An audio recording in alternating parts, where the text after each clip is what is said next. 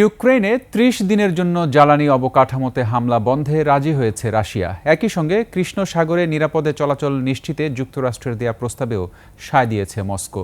স্থানীয় সময় মঙ্গলবার ইউক্রেন যুদ্ধ বন্ধে প্রায় ২ ঘণ্টার ফোনালাপে ইউক্রেনের স্থায়ী শান্তির বিষয়ে একমত হন মার্কিন প্রেসিডেন্ট ডোনাল্ড ট্রাম্প ও রুশ প্রেসিডেন্ট ভ্লাদিমির পুতিন।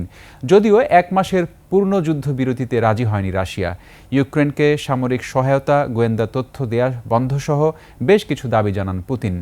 বিস্তারিত দুলি মল্লিকের ডেস্ক রিপোর্টে। দ্বিতীয় বিশ্বযুদ্ধের পর ইউরোপে সবচেয়ে বড় সংঘাত রাশিয়া ইউক্রেন যুদ্ধ।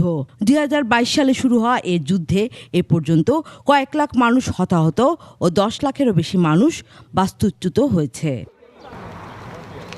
৩ বছর ধরে চলা এ যুদ্ধ বন্ধে প্রথমবারের মতো মার্কিন প্রেসিডেন্ট ডোনাল্ড ট্রাম্পের মধ্যস্থতায় সমঝোতার পথে ইউক্রেন ও রাশিয়া। ট্রাম্পের দেয়া ৩০ দিনের সাময়িক যুদ্ধবিরতি প্রস্তাবে আগেই সম্মতি জানিয়েছিল ইউক্রেন।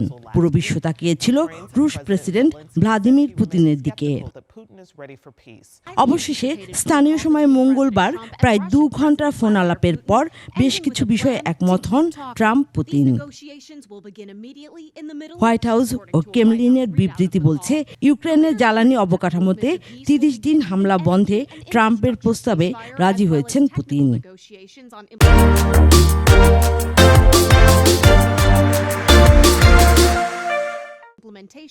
কৃষ্ণ সাগরে নৌ চলাচলে নিরাপত্তা সম্পর্কিত প্রস্তাবেও ইতিবাচক সাড়া দিয়েছে রাশিয়া। বন্দি বিনিময় করবে রাশিয়া ও ইউক্রেন।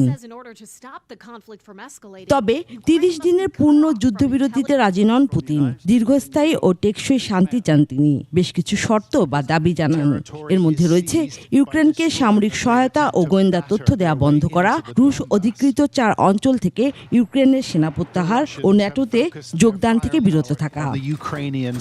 দুলি মল্লিক, ডেস্ক রিপোর্ট, ২১ টেলিভিশন।